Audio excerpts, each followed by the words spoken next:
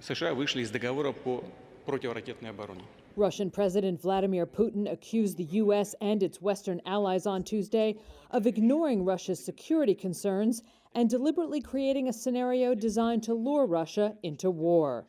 In his first direct public comments on the Ukraine crisis for nearly 6 weeks, a defiant Putin showed no signs of backing down from security demands that Western countries have called non-starters and possible excuses to launch an invasion.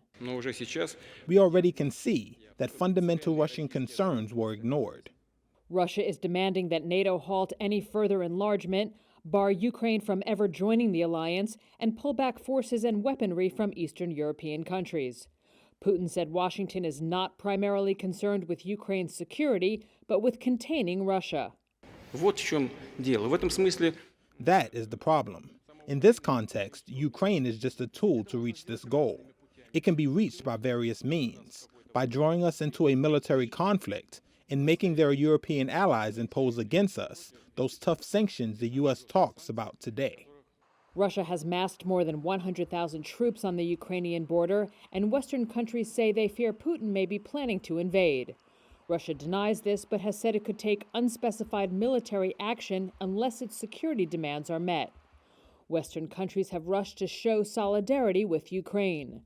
British Prime Minister Boris Johnson on Tuesday met with Ukrainian President Volodymyr Zelensky in Kyiv and accused Putin of holding a gun to Ukraine's head to demand changes to the security architecture in Europe. He also warned that any Russian invasion would lead to a military and humanitarian disaster. And there are 200,000 men and women under arms in Ukraine. They will put up a very, very fierce and bloody resistance. And I think that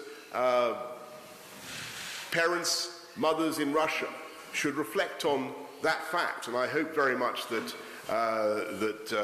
President Putin steps back from the path of conflict and that we engage in dialogue. Zelensky, who has repeatedly played down the prospect of an imminent invasion, signed a decree on Tuesday to boost his armed forces by 100,000 troops over 3 years. He urged lawmakers to stay calm and avoid panic, saying he had ordered the troop increase, quote, not because we will soon have a war, but so that soon and in the future there will be peace in Ukraine.